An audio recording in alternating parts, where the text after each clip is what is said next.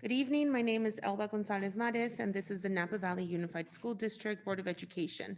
The NVUSD Board of Education is holding a special board meeting tonight that all can participate in remotely. You can join via Zoom.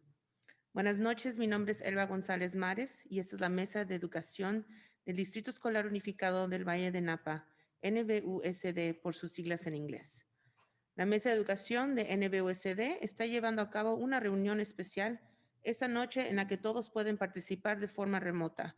Puede unirse a través de Zoom. Interpretation in Spanish is available for tonight's virtual special board meeting. To access interpretation from a computer, click on the interpretation icon on the bottom of your screen from within the Zoom application. On a mobile device, click on the More button on the bottom of your screen and choose Language Interpretation from within the Zoom application. This is a separate channel that will allow you to hear English to Spanish translation concurrently.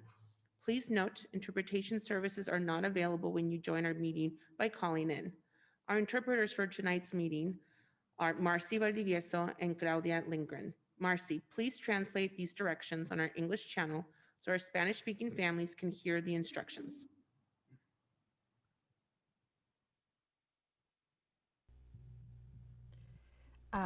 Actually, this is Marcy. But Claudia is the one that's first on duty.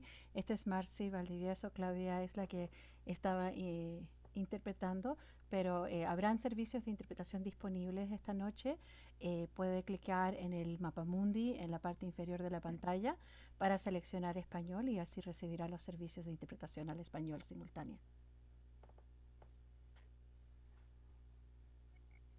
Thank you, Marcy. Specific directions on how to participate are located on the Board of Education webpage on the district's website, nvusd.org/board.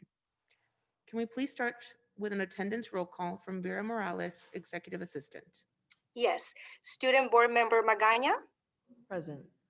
Trustee Gonzalez Mares, Present? Trustee Jankowicz, Present. Trustee Gracia, Present. Trustee Reiser, Present. Trustee Water, Present. Trustee Shu, Present. Trustee Dooley, Present.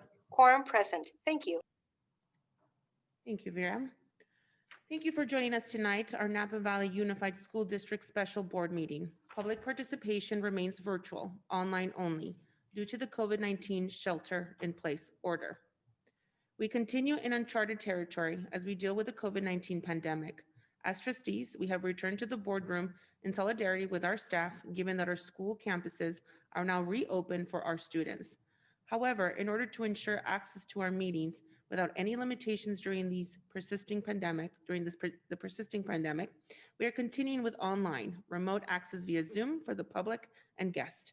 I would like to thank our employees, our families, and the entire NVUSD community for how you have supported each other and come together during these unprecedented times.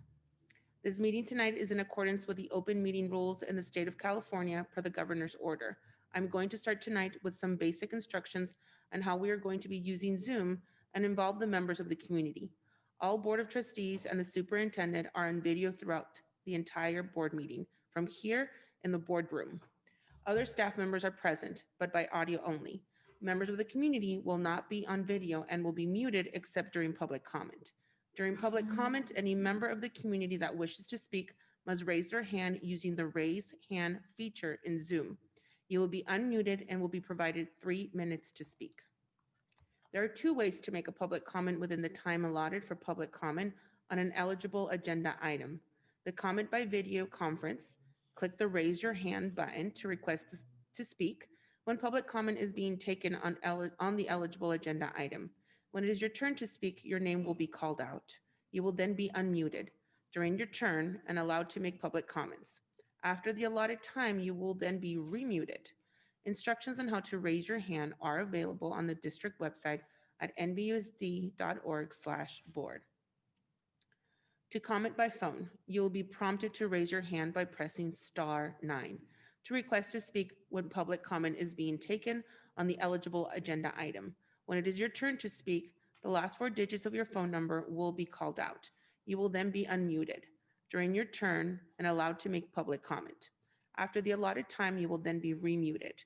Instructions of how to raise your hand by phone are available on the district's website at nvusd.org/board. In addition, community members were allowed to submit comments via email at publiccomment@nvusd.org or up until 8 a.m. this morning.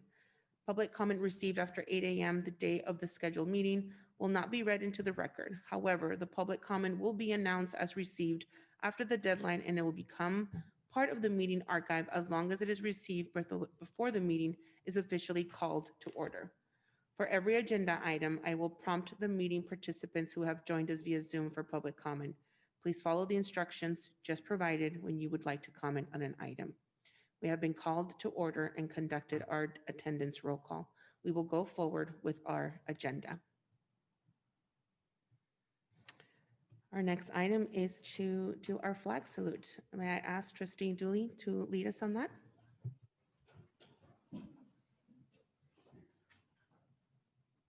I pledge allegiance to the flag of the United States of America and to the republic for which it stands, one nation, under God, indivisible, with liberty and justice for all.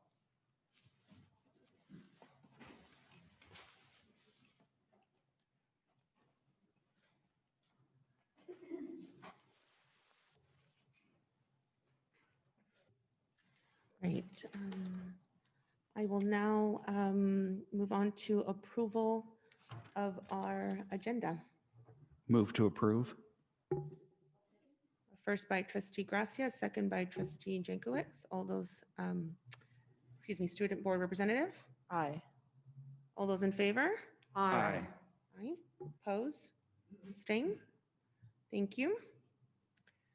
All right, so we're on to our agenda item 4.1, NVUSD Modernization Program Plan Study Presentation. So we will do the presentation and then I will seek for a public comment. And then after that, after the presentation. Great. Mr. Pearson, are you ready? Dr. Massetti, I am ready. Okay, great. Assistant Superintendent Mike Pearson of Operational Services will be leading us in tonight's Facilities Board Study Session. Take it away, Mr. Pearson. Thank you, Dr. Massetti, and thank you, President Maras Gonzalez and trustees. We are very excited to share with all of you our work at tonight's study session on MPPSD facilities. To provide you for some context, the MPPSD Board of Education approved on September 16th for a modernization program plan study to be conducted on MPPSD facilities, specifically 23 sites. Since receiving approval, staff and outside consultants have been conducting an extensive assessment of our school facilities, and tonight is a culmination of our research. What you will learn more about tonight is what it will take to modernize our facilities and address aging portables and modular buildings. We will also discuss educational and operational facility standards.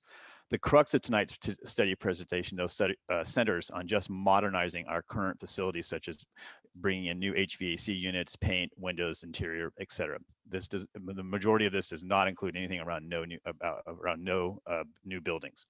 The packet you received last Friday will be referenced during tonight's presentation periodically. And finally, we respectfully ask that everyone do their best to hold questions until the end of the presentation. If all goes well, we'll be done in about 45 minutes, and then we have plenty of time for questions during the study session. We will periodically check for understanding with all of you. So, all right, everyone ready? Ready to go? Let's do this. Next slide, please. So let me introduce the team. As you know, I'm Mike Pearson, Assistant Superintendent for Operational Services. Joining me in this presentation will be Trent Summers. He's the Principal Architect with Casa Studios, and it did the majority of the work for this particular study. Also joining us periodically will be Kelly Jurgensen, and she's the Vice President from Van Pelt Construction Services, who's our construction managing firm here at the school district. And then finally, Bill Savage, who's a consultant with K-12 school facilities. These will be the main players involved in tonight's presentation. If you could go to the next slide, please. So I've begun my third year this year in this new job after spending 13 years as a site principal. And the first 2 years were really spent inspecting our sites, working on the construction projects that were underway, and really, doing a lot of work that needed to be done immediately. However, in the back of my mind, I kept thinking about, the fact that we have a lot of facilities that need a lot of work, because as I'm visiting these facilities, I could see it. I started off this school year with this thought in my mind about how do we fiscally and responsibly manage aging school facilities in a declining enrollment environment. And why was I thinking this?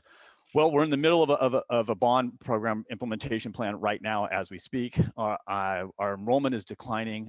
It's really important that we make sure that we're super strategic with how we're spending our money, because the Measure H money is not necessarily my money or our money. It's the taxpayer money, and it's incredibly important that we make sure that we spend this money wisely. And it's crucial that we do this when we're in a declining enrollment as we are. So that requires us to be incredibly strategic on how to spend and how to manage this money. And I really felt it was important, and I ran this by staff as well too, to be strategic. I needed an assessment of the facilities to use in parallel with the demographic data that we're all very familiar with, that we've seen from Assistant Superintendent Rob Manguala. So I felt that to conduct this particular study, it was crucial that we hire someone who could really do a deep dive into the assessment. In addition, I clearly saw a need to obtain more funds as part of my assessments, and you will learn that our needs outweigh our resources. Next slide, please.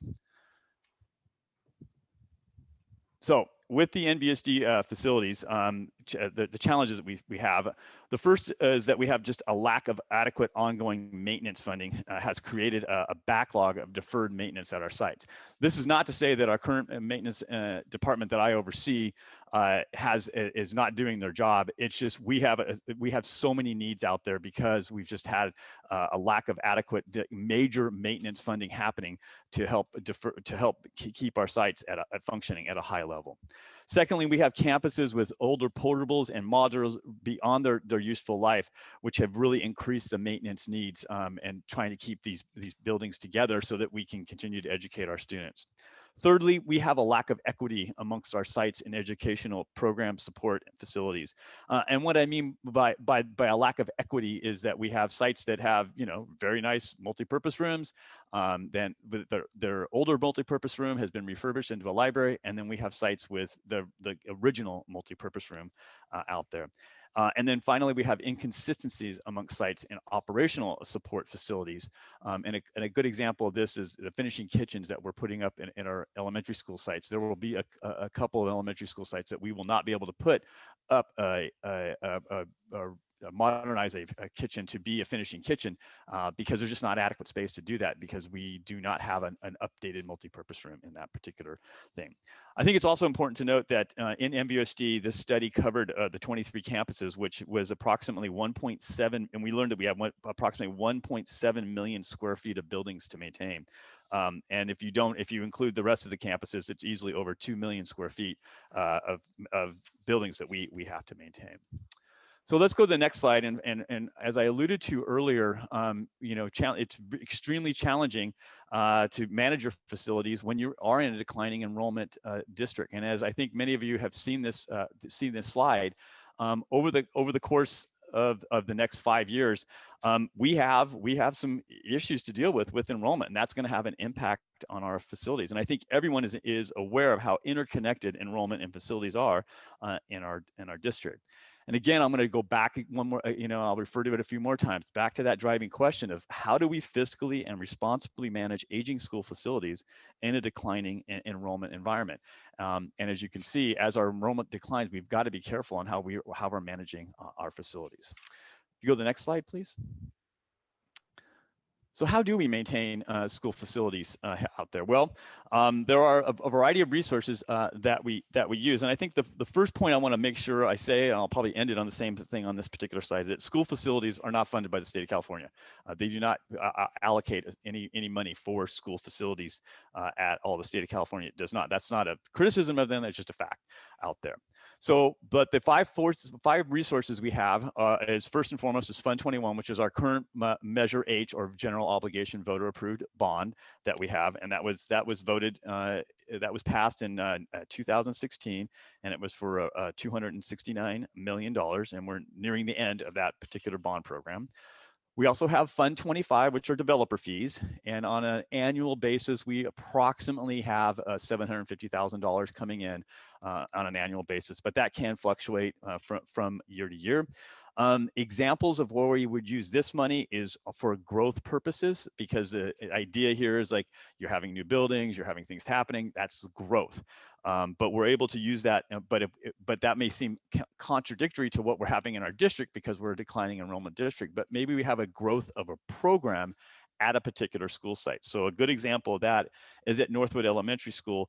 We have grown their daycare program there, and so we put 2 portables on that particular campus this year, since the daycare program, the school district's daycare program expanded at that particular site.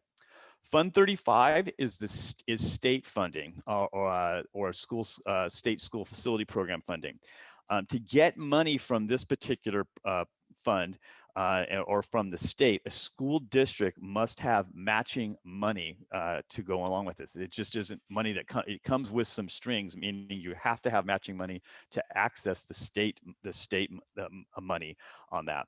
And a couple examples we have already in this school district is the hardship money we receive for Snow Elementary School and for Napa Junction Elementary School. Because we had money to build those schools, we were able to access state funding for the hardship we incurred because of the schools that we had to rebuild them. And so we were reimbursed approximately half of the construction costs, not the half of the overall cost, but half of the construction costs. I think it's also important to note that the bonding capacity by the state is nearly exhausted, but the good news is a new state bond is expected on the 2022 ballot. Fund 40 is the sale of school property. And this has to be, as you know, has to go through a 7-Eleven committee for approval of disposal of school property. And then the money must be then spent back on school facilities. Currently, that balance in that particular fund is fairly low. And then finally, Fund 1 comes from the general fund. It's the maintenance and operating budget, and it's the budget where districts are expected to allocate approximately 3% of their adopted school district budget towards the deferred maintenance budget or the M&O budget to be eligible for state funding. But the reality is of this 3%, the majority goes to operating our maintenance and operations department that we have here in Napa Valley Unified School District. And again, I'll just reiterate the point that school facilities are just not funded by the state of California. Okay, so let's go into the next slide.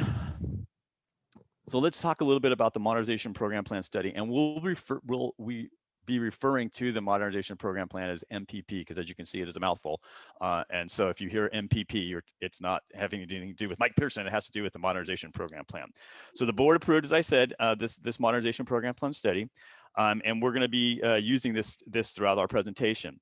We'll also be doing some times for checking for understanding. Why did I feel it was important to do this Modernization Program Plan Study? Well, 3 really important topics come to mind, and I alluded to some of them earlier. But first and foremost is student achievement. I said earlier that I'm a former site principal. I spent 13 years at the school sites, 7 at a middle school and 6 at a high school. And it really goes down to the fact that I know from a site principal's perspective that you have to have some really great facilities to make sure that your kids can learn and achieve at high levels. If you have leaky roofs, if you don't have a functioning HVAC units, if those things are happening, it's going to get in the way of students achieving at high level. And so it really goes back to that driving question I have around this, and that facilities play such a crucial role. But we need this assessment of our facilities and a roadmap for this deferred maintenance, some priorities and cost estimates to be able to know what is our next steps so that we can make sure that kids learn at high levels. As a byproduct or secondary, this study though also meets the state requirements for matching state funds when these funds are available. So as I alluded to earlier, like Fund 35, to access state funds, you have to have matching funds. You also have to have a study or a plan in place to do that. And so that's a byproduct. And then the third, this study will also inform us of any future capital bonds should the school district or the Board of Education want to take on that challenge. So next slide, please. Speaking of challenges and opportunities, So the modernization program plan study does present us with short-term and long-term facilities planning, and these comply not only with some challenges but also with some unique opportunities. So let's talk a little bit about some of the big challenges for facility planning and maintenance. And if you go to the next slide. Enrollment, as you already saw, MVUSD is projected to decline almost 1,800 students in the next 5 years.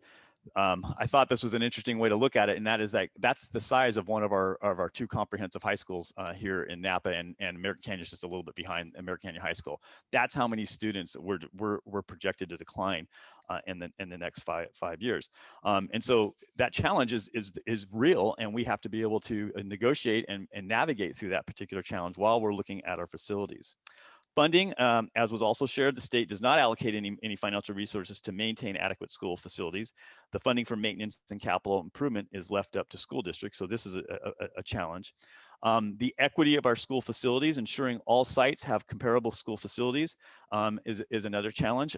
We do have significant disparities among many of our school sites, from brand spanking new school sites and those with fairly new infrastructure to school sites reflecting the year they were built, which was in the some 60 to 70 years ago.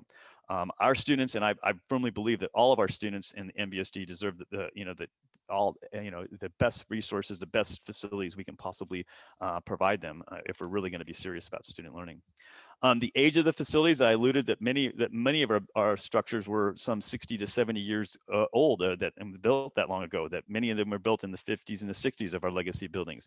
And the other interesting thing around this is that the most comprehensive modernization that had taken place most recently was almost 20 years ago. It's roughly between the 1999 to the year 2002 was when we did some sort of extensive modernizations. That's a long time ago to have any kind of modernization. And as many of you know, all of you know, things have improved dramatically, and yet we haven't taken the initiative to have those improvements felt in our facilities. And then finally, safety. Many of our sites need improved safety measures from pavement to fencing and fire alarm upgrades, which are lacking. And then finally, the challenge is that learning environment. Arguably, I would say the most important challenge. My job, I feel our job, is to provide all students with the best learning environment, both inside and outside. Yet, if we don't have a comprehensive plan, if we don't have a roadmap, I don't believe we can strategically address the learning environments for all the students here in MVUSD. All right, so those are the challenges. Let's talk about the opportunities. So there are several opportunities with the modernization program plan study. The first is that the MPP study provides MVUSD with an excellent roadmap for the next 5 to 10 years to maintain our facilities and improve the learning environment in our schools. The secondly is that there's two other opportunities have emerged from the MPP study when we've been conducting the MPP study. They will help us define the educational program facility standards and the operational facility standards we want at all school sites. By setting these parameters, we ensure educational program and operational facility standard equity from site to site. And finally, the MPP serves as a reminder that for MVUSD to stay competitive and attract the best staff possible, our facilities need to sparkle. And additionally, by having a thoughtful plan to address facilities, intentional planning for instructional programs can occur rather than being derailed by an emergency facility repair. Okay. So now that you've learned some background information and context, I named him, but I'll introduce him right now and he's going to be taking the majority of the rest of the presentation on him. But I want to introduce Trent Summers, who's the principal architect for Casa Studios. Trent and his team were primarily responsible for the MPP study, and Trent will be handling, as I said earlier, the majority of the rest of tonight's presentation. So please welcome Trent. Trent, take it away. Thank you, Mike. As Mike mentioned, we performed the MPP for your district. And that's focused on primarily 3 areas. We assessed the existing permanent buildings. As Mike said, that's about 1.7 million square feet, 1.4 million square feet of permanent buildings, and about 320,000 square feet of portables and H modulars. So those 2 types took up the first 2 components that we focused on. And the third would be a district-wide technology assessment that we did with your technology team, as well as some site reviews. we want to hit on the fact that this is a quantitative study that looks at the useful life of these building systems and their components. And it's based on regional pricing with input from your district team. So this is a study that compares when systems were installed, how long we anticipate them to live for and serve you, and then what those replacement costs would be for your district specifically. The goal of all of this is to create a living document to help direct the next decade of your facility spending. A lot of times these documents are presented as binders that live on shelves, but this is a database built in Excel, so not a proprietary software, with a single point of updating all 23 campus cost estimates that we did for you, with the idea that you would be able to take this, move it forward, and really guide the next decade of your study, or the next decade of your facility needs. If we go to the next slide, we can look at the campuses we assessed. And while we do that, if you want to turn to Appendix 1 of your packet, you'll start to see how we actually performed the facility assessments. There's an example in there for you. You'll see that we did 23 campuses.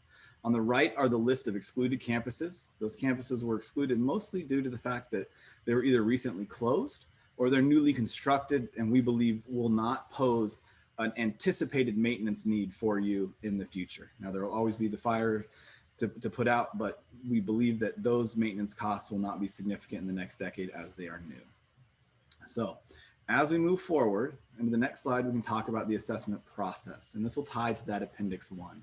We assessed 23 campuses with the teams of architects, mechanical engineers, electrical engineers. We took feedback from your school facility planning specialists with Van Pelt, and worked also with your current contracting partners, Bell Products to name one, to really get a true cross-sectional assessment of your campuses. We assessed the exterior conditions, the site paving and fencing, as well as the interior conditions of all of the permanent buildings, roofing, mechanical, electrical, technology, fire alarm, as well as the architectural finishes. And then, as we mentioned, we assessed over 280 portable and relocatable buildings across your district. This was a collaborative effort of many different people, and all of this input is resolved into the study for you tonight.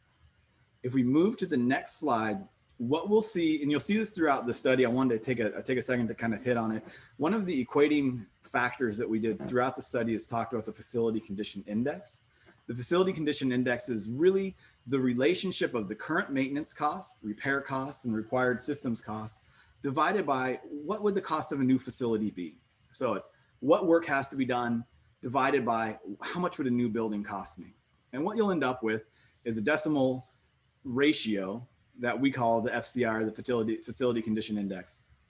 Below, you'll see that throughout the industry, they assess a qualitative excellent, good, fair, or poor to these. But it's very important to note that you will see throughout this study FCIs that range up above the 0.3 and into the 0.5. This is not uncommon. We do these types of facilities for districts all across the state of California, and at times FCIs of 0.6 are not uncommon. So I just kind of wanted to make sure that you understood that it's a mechanism for us to equate quickly campus by campus, but the FCIs of 0.5 to 0.6 are not uncommon for school districts. So as we move forward, we want to look at 3 case studies. The first case study we'll look at is Phillips Magnet Elementary School. If we go to the next slide, you'll see a site plan of Phillips Magnet. And we can say that Phillips Magnet is about a 14.1 acre site. There's 45,000 square feet of total buildings. You'll see on the campus maps included in the study that all permanent buildings are highlighted with a yellow color.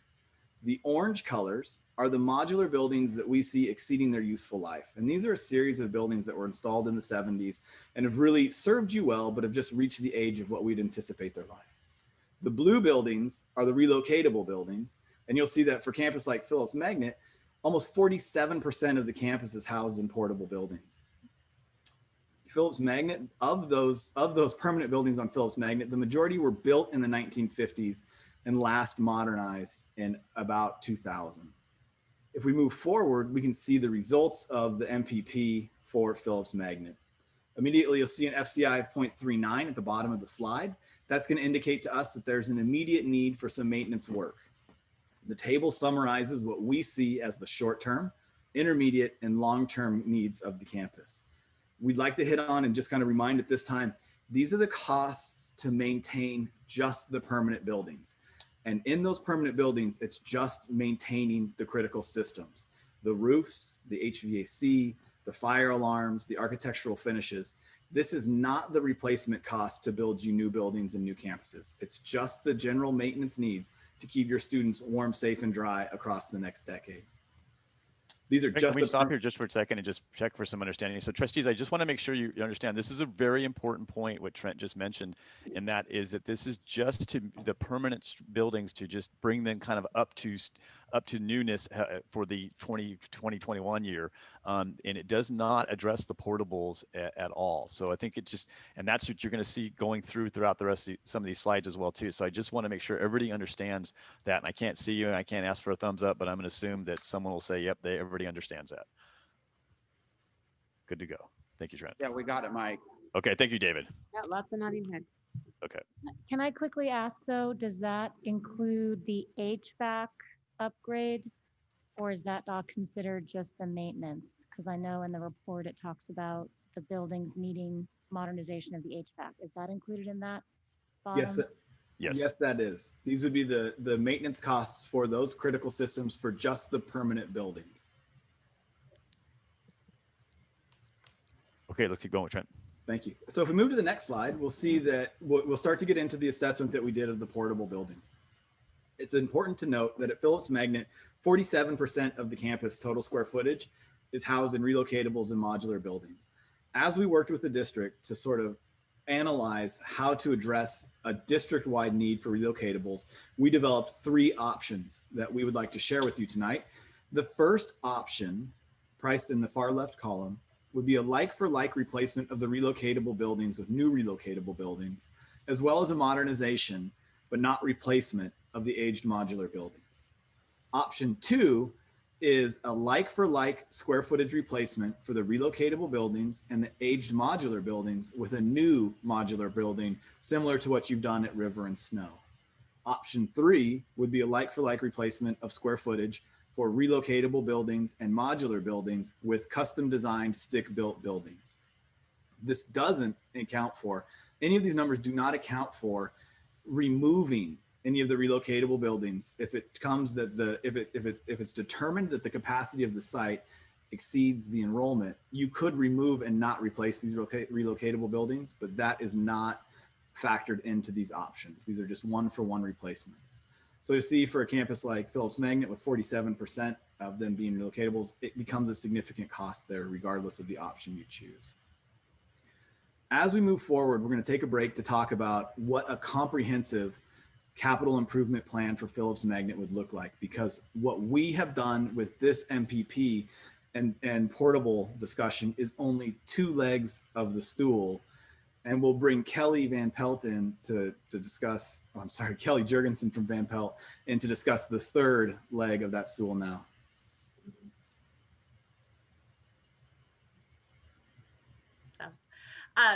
Thank you, trustees, Dr. Massetti, President Gonzalez-Maras, for having me tonight. What we wanted to do here is set a little bit of an understanding regarding what a comprehensive capital improvement program looks like. Tonight, we're going to be discussing in depth the modernization program plan, which is the main focus. We're also going to hit later in the presentation on instructional facility equity, and we're also going to get pretty in depth in portable replacement. So a successful capital improvement program is really a 3-legged stool. The MPP is going to allow us to understand what we need to do to modernize and maintain the facilities that we have in place right now that are fixed assets. The portable replacement allows us to start to understand where we need to replace aging portable classroom buildings with permanent structures that are going to provide a better bang for your buck with maintenance and also a better experience for students. In addition, we need that 3rd leg of the stool, which is the instructional facility equity. That is the goals to make sure that we have equality across the district. So we do have some sites that have libraries in portables, and we have others that have libraries in modernized facilities. We have sites that have good VAPA excuse me, I'm sorry, that have good VAPA facilities, and then others that are operating out of a classroom or maybe don't even have a facility to operate that program out of. So there's several examples of where we could do projects that help with facility equity across the district and the programs that we're trying to accomplish with the students. So tonight, for this example, Phillips has a minimum cost for warm, safe, dry of over 23 million. That helps us maintain existing facilities and replace portables. It does not account for any instructional facility equity that that site may need, and that's something that would have to be developed through future studies and when you're developing your bond program further in the future. This same rule of thumb of the three-legged stool is applicable for all of the sites that are in your packet and every site that we discussed today in the presentation. So thank you. So moving forward, look at the next case study, which was Redwood Middle School. And as Kelly said, as we talk about these two campuses that remain, these will just be two of the three legs of that stool. If we go to the campus map on the next slide, we can see that Redwood is about a 37.4 acre site. It has about 111,000 square feet of total building area. We'll see that the majority of this is the yellow permanent build, and about only 5% of Redwood Middle School is housed in relocatable buildings. So moving forward, we can look again at the cost for the MPP. What we'll see on the next slide is that the FCI is much lower. That is due largely to the majority of these permanent buildings being built in the 50s, but modernized through the years, lowering that overall cost. The FCI of 0.19 indicates that there still is some immediate need, but that need is less urgent, possibly, than some at Phillips Magnet. You'll notice that the costs for the short-term, intermediate, and long-term are more, but that is simply due to the size of Redwood coming in at almost 2.5 times that of Phillips Magnet. On the next slide, we can talk about the relocatables. And you'll see that at 5% of the total campus, the cost is much smaller, but it still has, either through options 1, 2, or 3, $3 to $7.5 million approximately as a cost to replace those portable buildings. Moving on to Napa High as a case study, we can see that on that site plan, it's a much larger school. It's 46 acres with approximately 220,000 square feet of built area. 82% of the campus is housed in permanent construction, leaving about 18% or 40,000 square feet in relocatable buildings. The majority of the permanent buildings were constructed in the early 70s and have been modernized over the last 20 years, which helps when we move to the next slide to see that it also has an FCI of about 0.2, which would be comparable to Redwood. You'll see again in the short-term, intermediate, and long-term needs that there is still a modernization need there. It's due largely to the size of the campus and the demands that it would have as such a significantly large campus.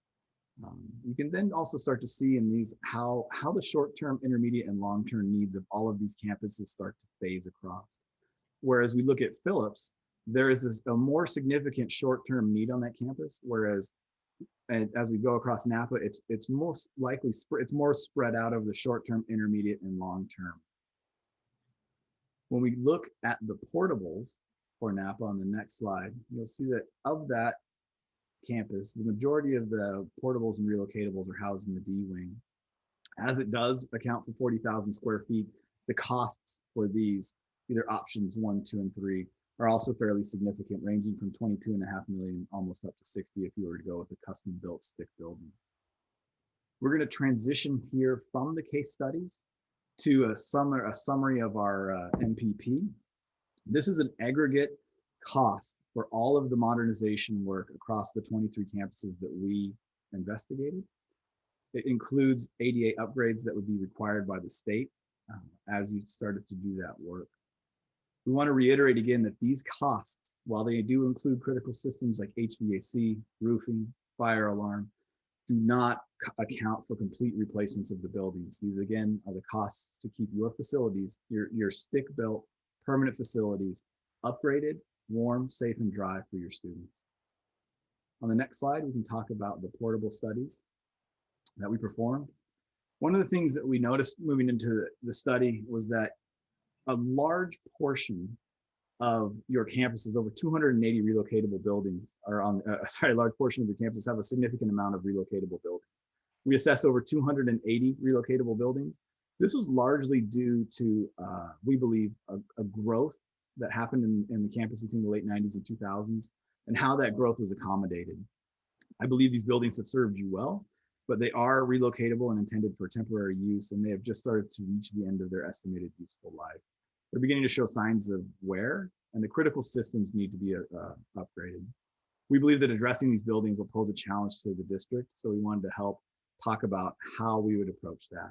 If we move to the next slide, we can see a summary of the three options we discussed in the beginning. The first, as we said, would be to do a like-for-like replacement of the relocatable buildings and a modernization of the modular buildings. The second would be a replacement of those classrooms with a new modular system, similar to River and Snow. And the third would be to replace those with custom stick-built buildings.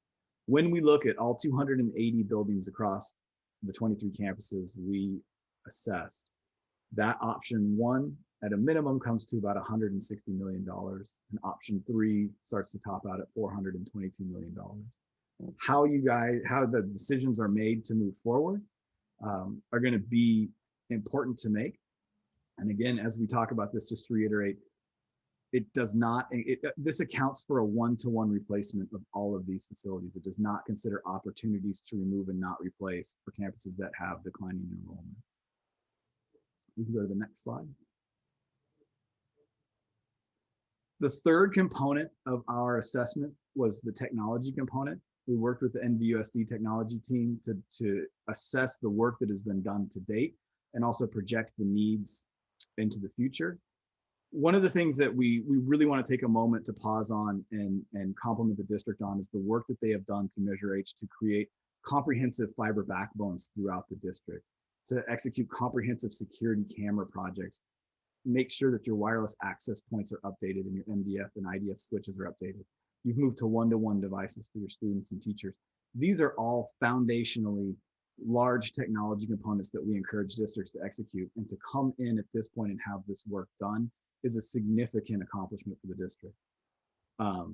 Future needs that we see are likely going to be based solely on life cycle replacement costs and how to go about doing that in a way that doesn't overwhelm your budget or your IT staff. When you look at replacing one-to-one devices, that needs to be done in a phased manner.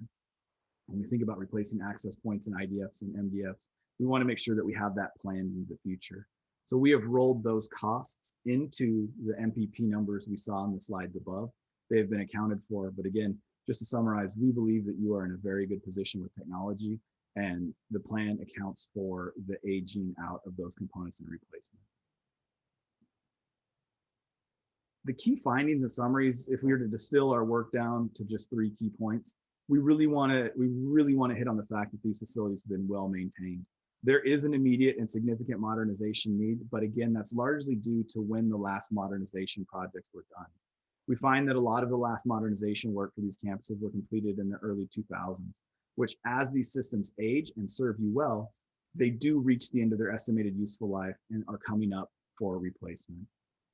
The heavy use of relocatables to address growth now present a challenge for the district as they reach the end of their anticipated useful life as well.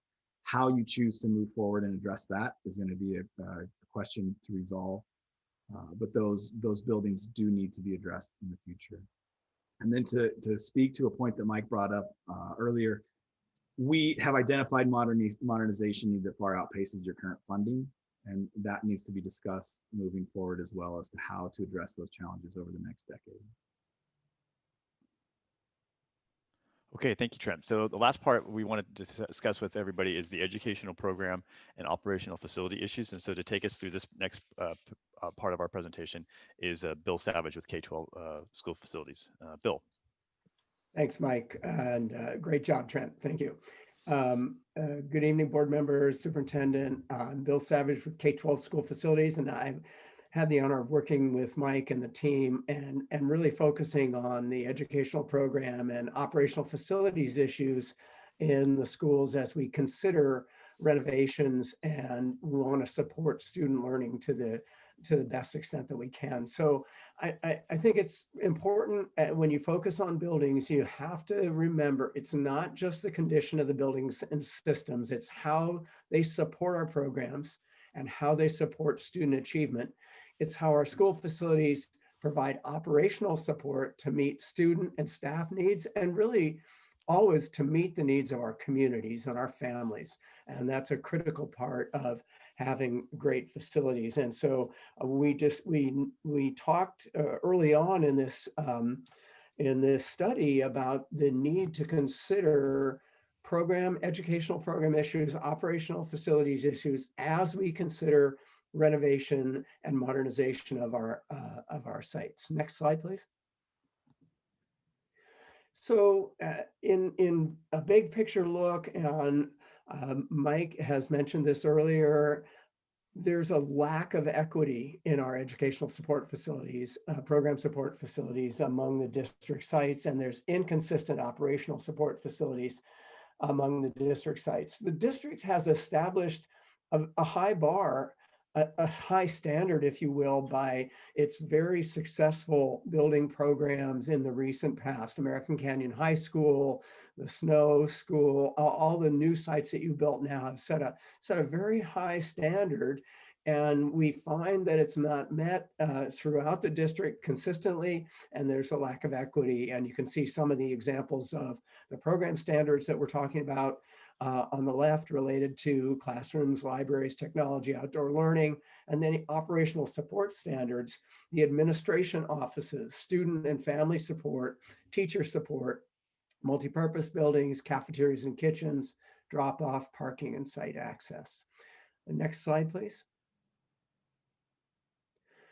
And so the issues that we identified, and this, remember, we are, as Kelly said, we're really just beginning to scratch the surface on this analysis. We have not performed a really deep study. We've done site walks and visits, but there's some elements that stand out, as people have mentioned previously in the presentation also.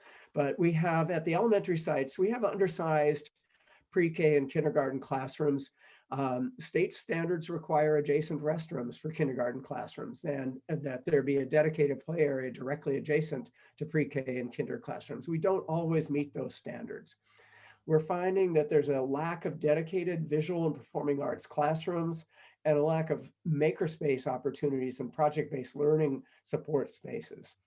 Our libraries in many of the sites are older and undersized. They're not appropriately configured, not appropriately furnished, and they lack adequate support areas. They're often housed in a single 960 square foot converted classroom, and they're really not set up for the kind of student use and student activity that's so important at the sites.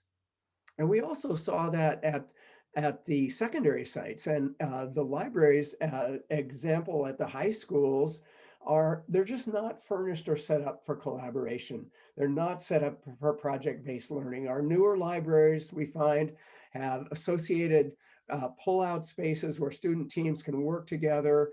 And one of the things that we've found at the secondary libraries is they're often in association with our old computer labs that really are not consistent with our one-to-one computing standards. Computer labs just are not needed anymore when everyone has a Chromebook and their learning team needs a space to be able to do work on their project.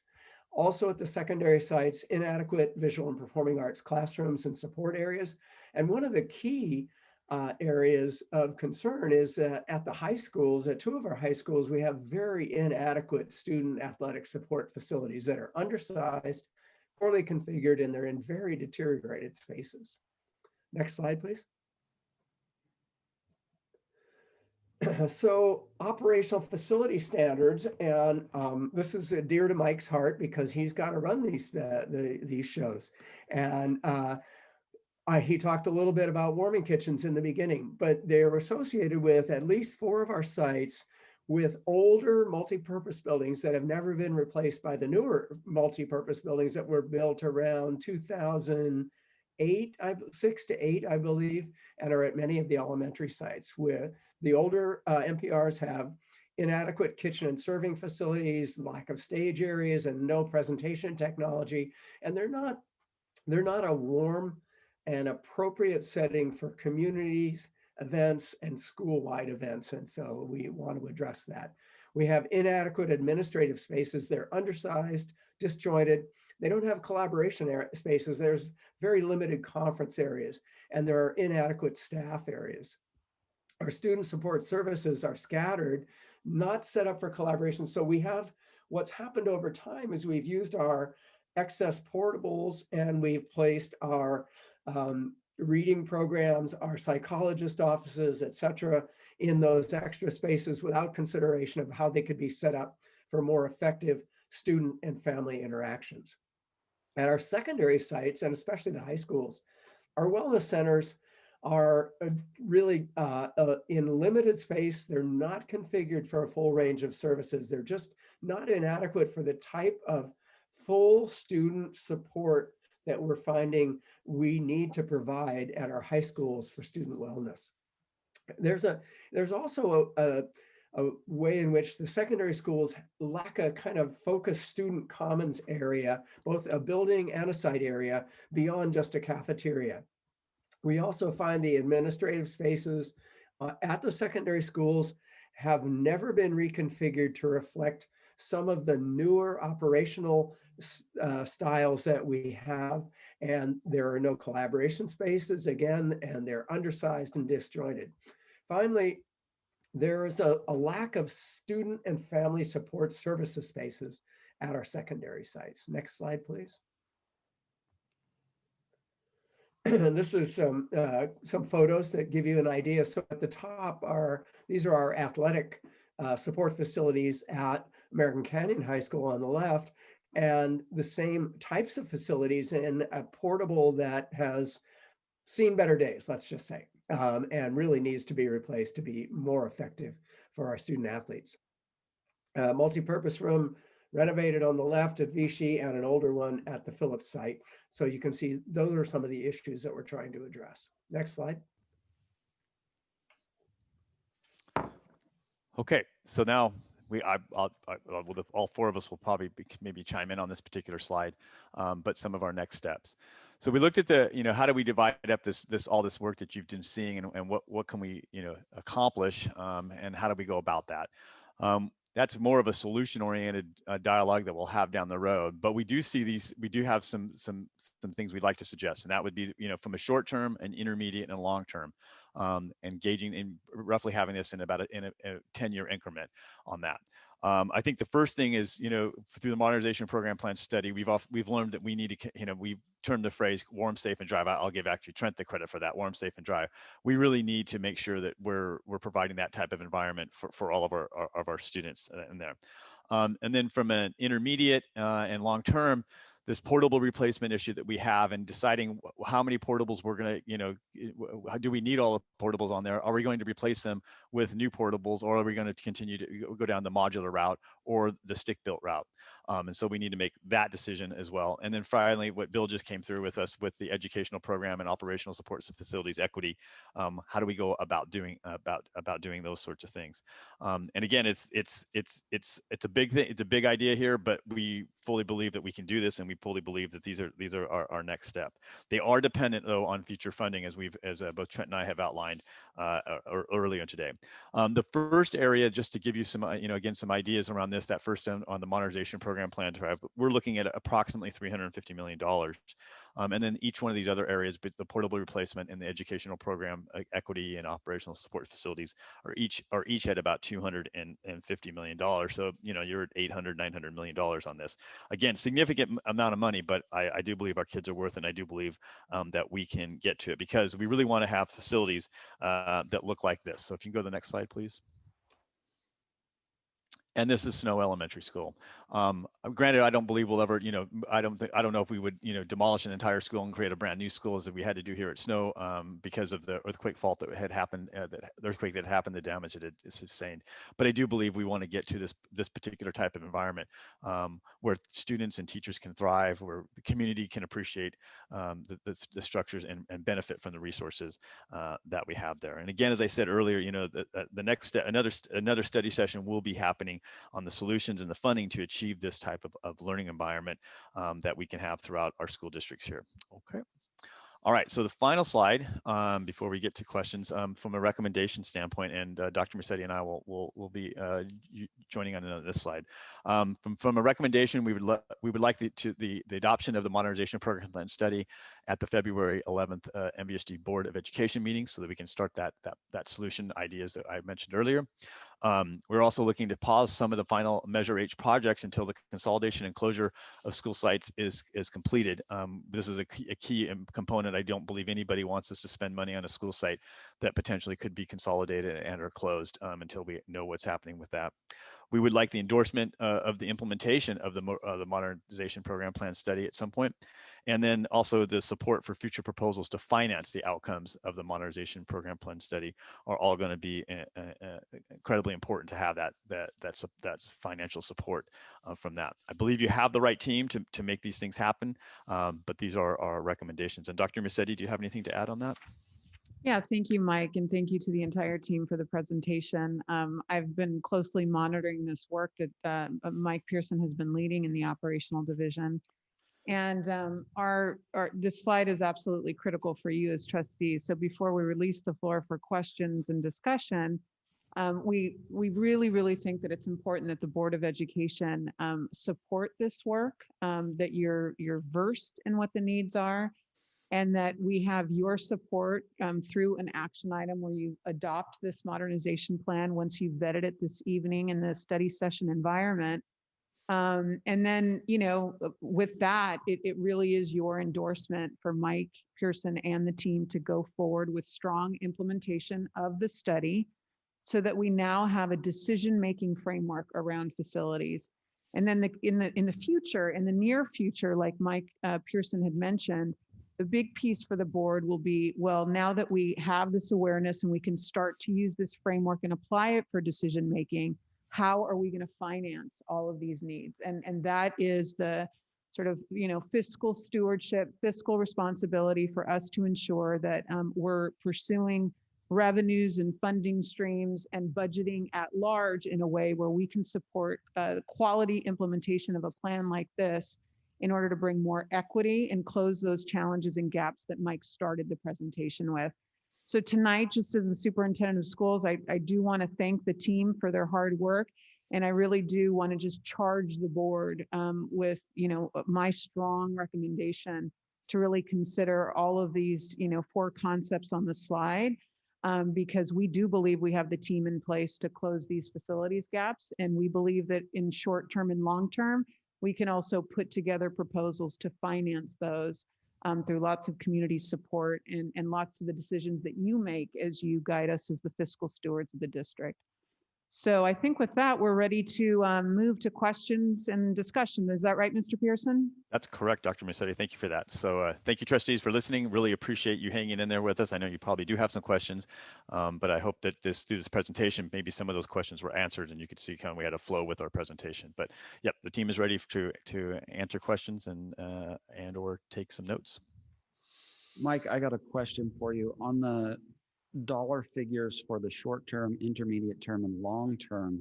Are those dollars in today's dollars, or was there inflation adjustments applied to the intermediate and long term just because we know things in the future will cost much more than they do today? Yeah, Trustee Gracia, yeah, we did build in a bit of an escalation on this, but it is difficult in projecting out, future cost to that exact dollar amount, as you're probably aware, just because things change over time.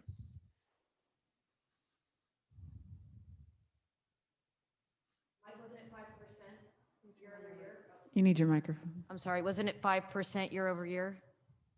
I believe, Trent, I'd have to double check. Yeah, it looks like Kelly's nodding her head. So yes, it was 5% year over year. Yes, it was 5% annually. And then the thing to keep in mind is that each of those numbers are escalated to the time period in which they're representing.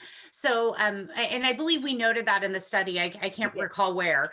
But the important thing to remember is that if you were to put some of that work off, those immediate needs, if they were to take place further on, then when budgeting that project, the staff member would have to continue to escalate that 5%. So we start you where you are recommendation wise, and then you move forward and escalate if you go outside that window. Understood. Thank you. And Mike, what is our current deferred maintenance budget? It's 3% of the adopted school budget, school district's budget. And as I stated earlier, Trustee Jankowicz, the majority of that goes to operating our maintenance and operations departments. We do allocate a certain amount of money for deferred maintenance, but it is very much, it's not enough to move the needle on many items or projects within the school district because of our need to operate our maintenance and operations budget. And are we in a position, would you like us as a board to discuss our thoughts about the different options, 1, 2, and 3? Or am I jumping the gun? You might be jumping the gun on that one. I mean, we could look at that. I mean, I think from our perspective, with the options from just if you look at the portables, I will go on, and this is being recorded, I'll go on record that I don't think it, going like for like portables again is an option to go towards, just because of the very reason that we're in right now. Although I do understand that going the modular route is considerably more expensive, I do think for the long term it's the better option to use, so that 20 years from now people won't be asking us like, well, why do you have 20-year-old portables or 30-year-old modulars? Well, or things but the like other that. discussion, Mike, becomes maybe it's a short-term premium, but the long-term maintenance far outweighs. So you amortize that initial premium over a certain period, extended period of time due to the maintenance of the underlying asset. And I would argue that, sometimes that immediate investment will be the more fiscally responsible investment over a period of time, whatever time period that we're going to use as some kind of standard benchmark.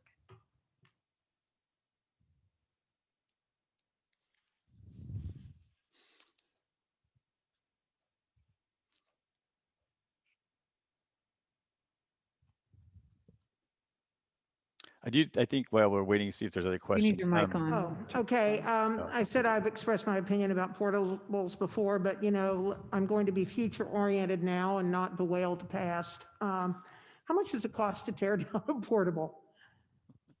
I mean, how much? I had asked, Trustee Chu had asked that question, and I had responded back. I mean, it varies depending upon the installation of that particular portable. It's typically not going to be more than $100,000 to tear down a portable. It could be a lot less than that.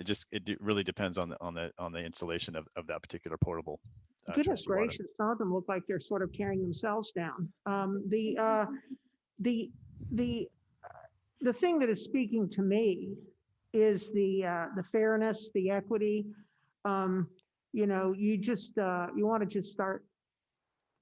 You want to burst into tears when you look at the difference between Vintage High and American Canyon High School. There's nothing fair about that. And I was always tickled at how, look, people drive by this street and thought that I taught in this building because it says Napa High School. There's just a lot of misconceptions out there. You see a photograph of one high school and you think that they're all the same, and they're not. And we have to think about what's fair for our students. And I was actually kind of thrilled that Napa Junction was badly damaged in an earthquake, because it really needed. I don't think there was any way that place could be repaired. It was so neglected. So this is good work on the new school. I do enjoy driving by there every so often and looking at the progress. So I don't think we should be thinking about replacing portables with portables. Portables are sort of how we got in this fix in the first place. I think to give a little context, Mike, if you can tell us what's the anticipated lifespan of portables versus the modular? Yeah, Trustee Chu, thank you for that. So it really depends on the use of that portable and how that portable is being, if that portable is being moved. I mean, by definition, it's a portable, or as we said, a relocatable. So they're going to probably be moved and moved around potentially throughout the district, because you're going to use it for your needs. And then also what is also a factor into it, which I've learned, is the installation of the portable can really affect the lifespan of that portable. We have done a very good job of keeping portables alive for 20 plus years, but there are portables that will age out after 10 years if they're being moved on a frequent basis. But I think kind of the average idea around portables is they're not a long-term fix, they're a short-term fix, but the short-term could be 5 to 10 to 15 years out there. And again, it just depends on how the portable was installed, the use of that particular portable, and the frequency on when and if it's moved on that. I do think I want to make sure that there's something we make clear about this too, is that the majority of what we talked about around the portables and the modulars, the majority of these structures out there are portables. But I do think if I could either ask Trent or Kelly to about the modular, what's the difference between the modulars that we see like at Northwood or at McPherson versus a portable building that we saw at one of those particular campuses? I'll start, Trent, and then if you want to add on, go right ahead. So the modular buildings that we reference in the study were modular construction that took place in the 60s and 70s. And if you want to compare that to something that we're using today, that would be like the modular construction that we did at Snow, Willow, places like that. These are meant to be fixed long-term buildings, but the quality of the materials and the makeup of those buildings back many decades ago is far different than it is today. So those modulars that you're seeing on the sites like Northwood is a good example. They do have a slightly longer lifespan than a portable, and they were meant to have a much longer lifespan. But when we talk about replacing portables with modular systems today, we're talking about the types of buildings you're seeing at Snow and Willow. So these are very much fixed assets. The modular component really only speaks to how they're made, and the quality of them now are meant to last long term, the same as it would be for a stick-built building. Kelly, Go ahead. To allow us to create specific dimensions specific to that site that would help us leverage costs, and then with the additional efficiency standards, isn't that a far more efficient way to have modular construction? Absolutely.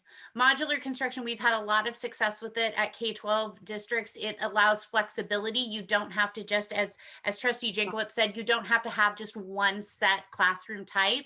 There's a lot of flexibility there. There's a lot of permanence, and the cost, as you can see, because that's in the option 2, the cost is significantly better than a custom stick-built building. Now, there are situations where you need stick-builts, but in this case, you can use a modular construction in many different situations. So that's just the difference between the old and the new.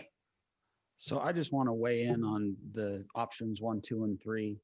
I would echo what my colleagues have suggested, that option 2 is the way to go with these. Option 1, replacing portables with portables, is kind of like flushing money down the toilet. There's really no reason to do it. And option 3, unfortunately, is just way too cost prohibitive to make it work. It's nearly double option 2. And there's no reason to go the stick-built route when we can have the nice modulars that we have at Snow and other places that look almost like stick-built anyway. So I really want to strongly express my preference for option 2. I think option 1 is a terrible choice, and option 3 is just too expensive for what we're getting, considering how good option 2 quality has become. So we're jumping the gun, Mike, sorry, but ditto. I kind of expected that a little bit, but that's okay. But I concur. But you are high functioning trustees. Well, I would like to, since we're on that topic, one of the issues, so, you know, the addition of portables in an era where we're adding students and needing to expand quickly makes, a kind of sense. What we're struggling with now is we're in talking about closing facilities.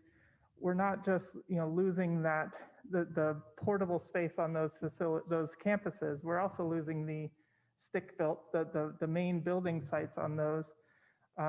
So what will happen is we will have campuses with more students on them because other campuses have closed. So ultimately enrollment is declining, but on an individual site, we may end up with more. Like if we consolidate middle schools, we could have large middle school populations on fewer sites. So we will have to consider on those sites that become bigger, how we address that kind of site-specific need. And I know this is the plan that has been assessed here is looking at just replacing the square footage. But we will have to consider site-specific growth almost. And that needs to be set up for the long term rather than doing that the way it's been done in the past with portables. So I think because of that, the option 2 provides us with the cost-efficient way of addressing that on the campuses that need that expansion, and then also replacing the older portables that need to be replaced just Mike, they don't, age. oh, I'm sorry, Jason, I thought you were Nope. finished. I apologize. Not a problem. Don't we have the, in the original 7-Eleven committee, you did a assessment of all the sites. Within that assessment, you gave a count on the classrooms that were being used, that were being utilized for classrooms and empty space. I'm assuming we're going to reference that data with the data on the portables and the removal of those portables to be able to kind of assess, as you said, site size, needs, and all of that will be done prior to these decisions. Because we have a lot of data that was, I think, has some relevance to this dialogue. Yes, Trustee Jankowicz. What I learned in preparing for that 7-Eleven committee last year was that sites had essentially been allocated 3 or 4 buildings to serve certain needs. And as Bill Savage mentioned, these needs are things like a faculty room or a family resource room or a library, and because they did not have it, or the facility they did have, something had happened down the road, and so like I said, as a school district, we had decided to allocate these spaces on the campuses, and some of those spaces do occupy, as Bill mentioned, portables and whatnot. So yes, I do have that data, and that would be a factor in when we go to solutions down the road. I do want to appreciate Trustee Dooley's comment of connecting the school closure consolidation work to this. So we do try to be a really strategic team. It's not haphazard that Mike is presenting the facilities program modification plan as we ramp up towards school closure and consolidation. If we want to do this work effectively and in a way that's sustainable and strategic and really thoughtfully, we have to connect the enrollment reality, the consolidation and closure reality with the data that's now nested in this plan. So I appreciate sort of triangulating and bringing those things together. Well, what I appreciate is the discussion, as I said before, of fairness. And also, it's not just fixing up buildings. It is, what's going on in the buildings, is being considered. And I don't recall that happening before when we discuss this sort of thing. Yeah, and so good I job. do want, just for newer trustees, and I mean, I think a lot of us around the table are even newer, is just, this is the first time that the district would have a comprehensive plan of this nature. I mean, the past practice was to, get a lot done for sure, and a lot got done. We built a lot of beautiful schools. There's a lot of beautiful facilities in the district. But we were responding to rapid growth. Most of that growth was being generated in American Canyon. And this layer of the work, which doesn't always feel like the most attractive or the most appealing to talk about, you know, portables and some of the basics that have been laid out by the team in the presentation, that just wasn't the focus. And so our maintenance department has just been having to kind of respond to a lot of facility that's been ignored for the last 2 decades. And so now we have this roadmap to address that. And for the team to have complete awareness of, like, you know, where everything is and what its status is, it's, I mean, this is my 4th district. You cannot take having that roadmap for granted. This is how you get to sort of high quality strategic decision making, is having this kind of an assessment at the tip of your fingers. And so it has not been the past practice in the district. And I think that is one of the reasons that we're facing the tremendous inequity that we're in, because there hasn't been a roadmap except build in response to, you know, build a lot of pretty shiny buildings in response to a lot of growth. But that growth is gone, and we're on the other end. So it's a different approach, but it's the approach, if we want to be responsible, it's the approach we need to take, particularly in this dramatically declining enrollment environment. I think that's what I appreciate very much about this plan. Is very comprehensive. It talks about, and we've just discussed that, about right sizing.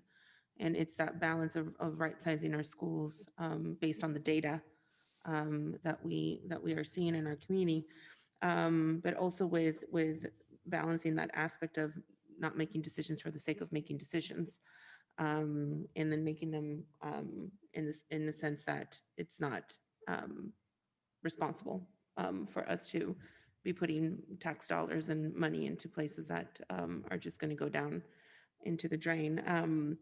The other, and I also appreciate that slide that has to do that, you know, I feel like that's like a huge tagline that our members of our community forget, that it's not just about the condition of our buildings, but I really like how it's phrased as these facilities support educational programs and student achievement, and that meets the students' needs and the staff needs. So with that in mind, I did have a question, and I appreciate the equity piece into all of this as well.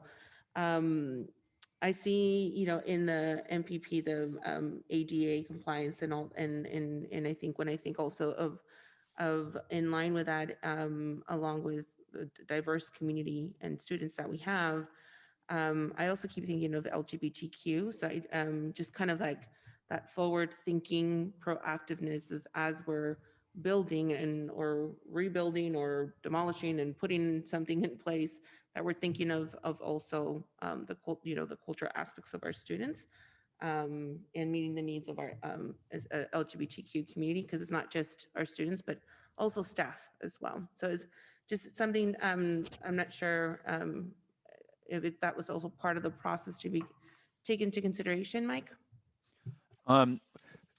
Trustee Morris and Gonzalez, or President Morris Gonzalez, I can't say specifically it would be, but as we would address, so for example, as we would do to modernize, if we were going around to modernize restrooms, we would be looking at, you know, creating gender neutral restrooms and things like that, that you're addressing at that. And I believe, and please, one of my staff jump in here, but I believe there's certain things around that already in place that you have to do that when you are doing some modernization. I'm getting heads nod, so I guess correctly on that one, but well, I remembered correctly, I should say.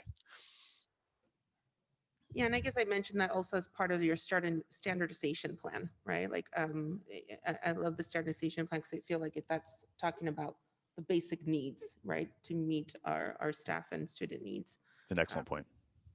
Thank you.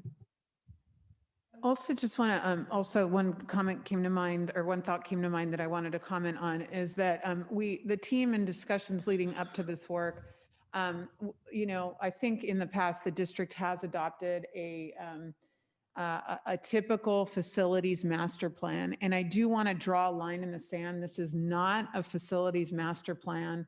We were very intentional about not contracting out with a team of consultants to create a facilities master plan that lays out the Taj Mahal for every site, right?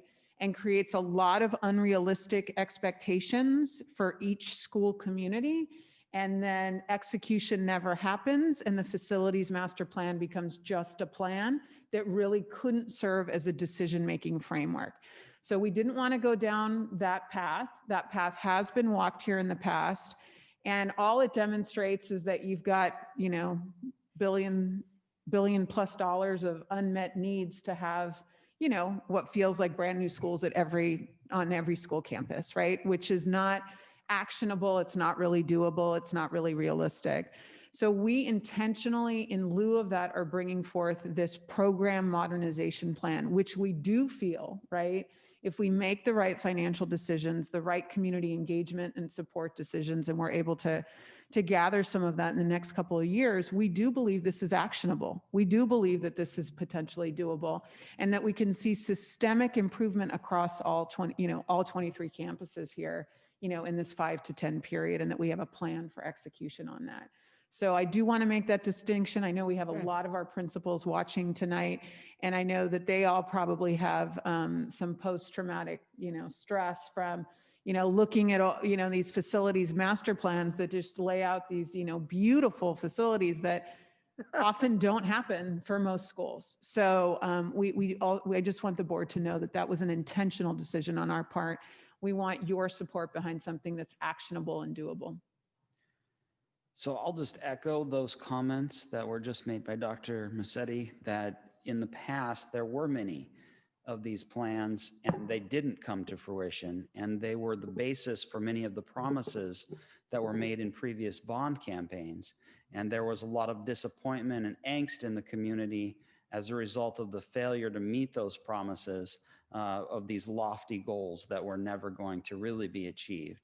So that is a big problem that we face, is that we have a community that's not used to a realistic plan that might be achievable versus one that was sort of pie in the sky and was never going to be achieved. So that's something that we really do have to take into consideration and sort of understand the background in which we begin to implement this new plan. Well said. I was wondering about, and this may be down the road, but you mentioned in the report about the sort of the efficiency upgrades that are part of this modernization plan and how they will, pay dividends in terms of our reduced expenditures in running those systems. So I'm wondering, if not now, then down the road, it would be helpful to have those figures in communicating with the public about making these decisions, because the price tags are huge. And if we can say yes, but over a 5-year period or a 10-year period, our electric bill is going to drop X percent or this many dollars that will be saved in the efficiency that we're making up. So that was one comment I had. And then I just want to thank you overall for taking on this issue of equity. I taught in a district where there were a lot of inequities from site to site. I've taught in crummy portables. My kids had classes in elementary school in some crummy portables. And I'm relieved that it seems to be the feeling that option one of just replacing the portables doesn't seem very palatable to the people assembled here today. And I just want to say, as a former teacher, that amen to that. And that generally, this is a sort of a more subtle point that hasn't been made, but the feel of an asphalt rectangle with rows of portables is not the feel of a school campus. It feels like an RV park or a campground. So I understand how we got here and why portables were such a palatable solution to the rapid growth. But I'm just relieved that for many reasons that it seems like we're not going to go forward in that way. And I live almost right across the street from Snow School, and I did not realize that was not a stick-built, or whatever the term is that we're using, facility. And the look of the campus is sparkly, as you said, Mr. Pearson. We want our campuses to sparkle, and Snow School sparkles. So to know, I feel very optimistic to know that option is attainable, because I think we can't really quantify the feeling that students and parents and teachers have to be on a campus in which it feels like a school and not a parking lot of trailers. So, thank you. I taught in one of those too. And one year my room flooded like 3 inches. And I remember looking at it and thinking, what difference does it make? It gives you this fear. I don't know if it's, complete defeatism or a Zen attitude, but, it was, I would say it's soul destroying, except apparently my soul has not been destroyed. But at times it was pretty depressing. You go, D-Wing made the slideshow. no, I know. I appreciate that row where I used to work. That was not random, just I saying. know. We got to win Cindy over here. Oh, look, we're going to put where she worked. A tear sprang to my eye. I did have a question about I know we have a timeline of the first 3 years or whatever, or what our timeline is with that, making that move to the modular replacement. But I'm wondering in the meantime, and this popped into my mind, and I know it's only tangentially related, but I was thinking of after Hurricane Katrina and the FEMA trailers that had all manner of sort of outgassing and health problems that were associated with them. And I know that was because I think they were new, so it was formaldehyde, if I remember correctly. But this brings me to my question, which is, are there any, other than, the HVAC being inefficient, are there any sort of health risks to the kids and teachers that are in those, really aged out already portables that we're still occupying right now? Beyond them being dilapidated and maybe the HVAC isn't working, are there concerns about that with exposure or anything as they degrade? Trustee Reiser, no, at this time there is not, thankfully, but we do need to, as we've outlined in this particular study, is address the portables. They have reached their useful lifespan, and so it is important that we can, we keep this on the forefront of our minds on how we're going to be able to provide some different environments for our students. One of the things I wanted to get some clarity on was the final slide, which says endorse the implementation of the MPP study. And I'm not quite clear on what you are hoping that we will do in response to that, because it seems like we've got the study. If we adopt the study on the board meeting on the 11th, we pause the Measure H projects. But it seems like endorsing the implementation of a study would be in some way a further document or further study or something more than just this study. It seems like we would have to have some significant discussions about what remedies to take in the future. Yeah, I think when we say endorse there, Trustee Gracia, thank you for that clarifying question. I think it's a really good one.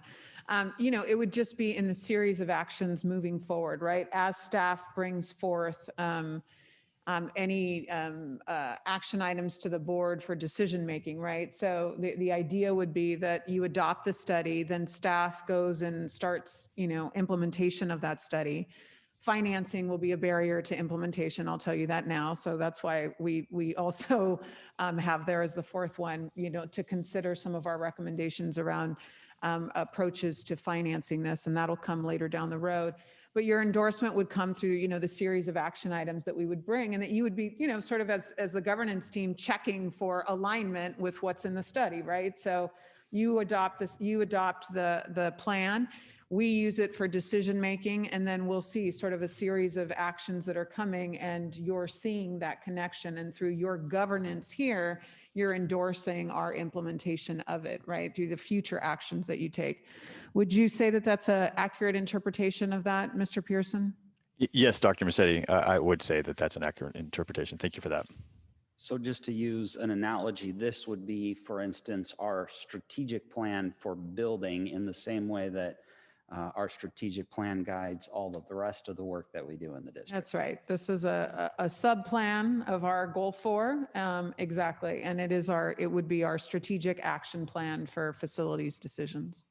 The way I kind of viewed that was we would, when talking kind of about the equity situation, we would have the opportunity to make sure that the decisions are made that not the decisions, make sure that the implementation follows that equity disparity that we are trying to close. And that gives us an opportunity to make sure that we're providing those kind of guidelines and bumpers for staff to do that.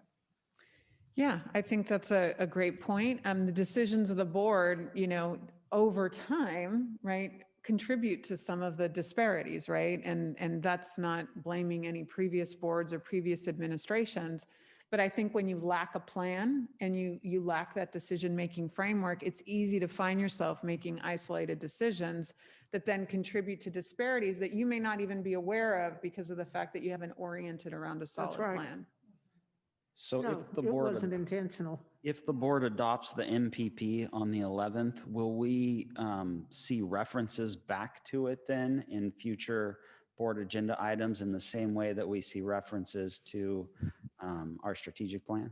That was my same question, like, in what ways? Because that's sort of been our culture of your leadership and the staffs too, is it's really clear and it's pointed to particular items that show that it is part of, the MPP plan. So yeah, I Yeah, had the same question. we can use the MPP as a reference for alignment to draw your attention back. So there's a directive for you, Mr. Pearson. I really like this discussion, Dr. Mercedes, because I'm all about, following directions and having a roadmap. And this fits right in my wheelhouse, everyone, just so you know, Okay, to know that good. we're going to tie this love all it. back to Yeah. everything. Yes, I love structure. I love order. And this works well for me. So thank you. Gosh, I'm so surprised. Former high school principal. Right.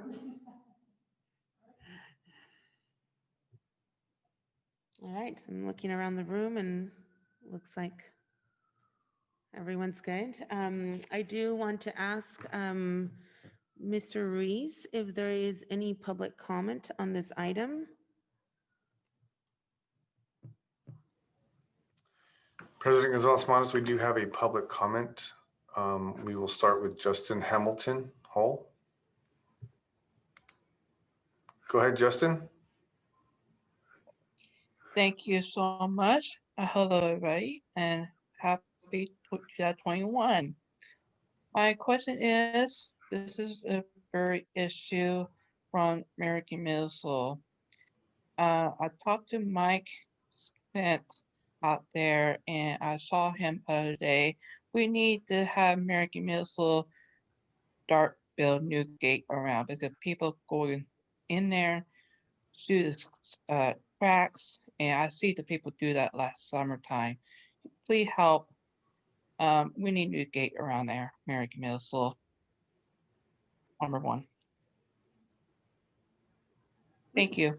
Which middle school? You're referring to American Canyon Middle School? Justin? Yes. Yes. Thank you. We'll follow up. Thank you. Number one.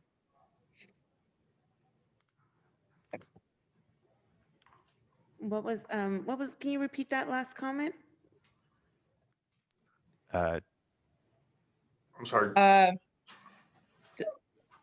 The American Middle School, the old school, number one, not new school, the American Middle School. I saw Mike Pent when he do the lunch meal thing. So I talked to him, and we need to build a new gate around. Yes, Justin, thank you for that reminder. Thank you very much. Mr. Reese, do we have another public comment? We do not have any further public comments at this time, President Gonzalez-Montes. Thank you, Mr. Ruiz. So we're going to close that for public.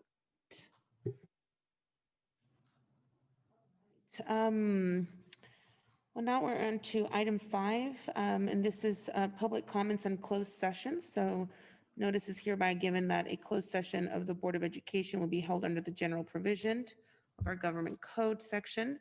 This is an opportunity to provided to allow the public to comment prior to board's consideration. Do we have any public comment on closed session item?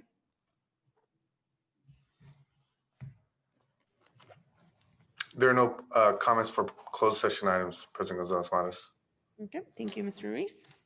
With that being said, we are going to adjourn to closed session. So the board will hold a closed session to consider and or take action upon any of the following agendas as listed on item 7.